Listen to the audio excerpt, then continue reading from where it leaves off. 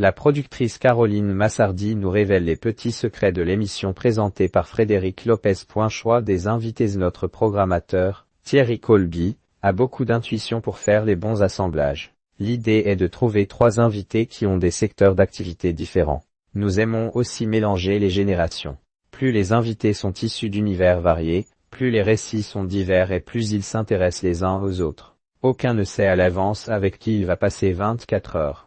Maison elle se situe à la campagne à 80 km de Paris. Sans dévoiler le lieu exact, on peut dire que nous ne sommes pas très loin de Fontainebleau.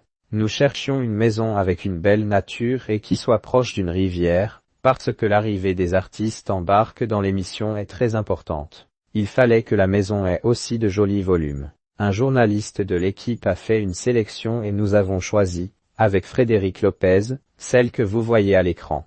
Cette bâtisse, d'une superficie de 180 m², est louée à l'année et une bonne partie du matériel reste sur place. Mais il arrive aux propriétaires d'y passer parfois. Question de confiance. Le fait d'être loin de Paris, des attachés de presse et des agents jouent beaucoup. Les invités savent qu'ils vont avoir du temps, contrairement à un plateau télé. Certains d'entre eux arrivent de tourner et sont heureux de venir décrocher. La nature et la verdure créent aussi une sorte de réaction chimique, qui invite au lâcher-prise. Et puis, il y a la confiance accordée à Frédéric Lopez. Enfin, ce sont eux qui ont le dernier mot. Ils peuvent nous faire enlever au montage des propos qu'ils regrettent. Mais ce n'est jamais arrivé. Des artistes demandent aussi à revoir certaines séquences, mais personne n'a jamais demandé de changer quoi que ce soit.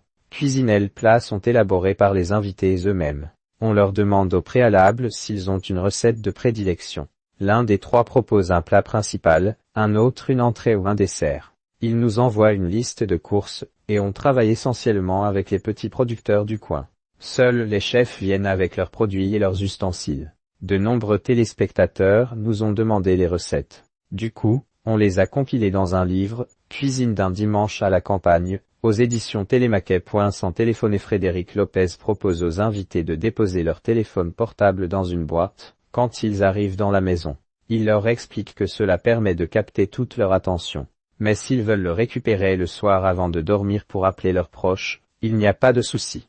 D'ailleurs, les invités dorment vraiment dans la maison. C'est pour cela que cette année, on a décidé de montrer les chambres. Personnalité du jour. Cet après-midi, vous découvrirez une superbe émission avec Manu Payet, Pauline Desroulettes, joueuse de tennis qui a perdu sa jambe gauche dans un accident de scooter, et Lara Fabian. Dès la grange où ils racontent leur enfance, une connivence s'est instantanément créée entre 3. Il y aura des confidences jamais entendues ailleurs.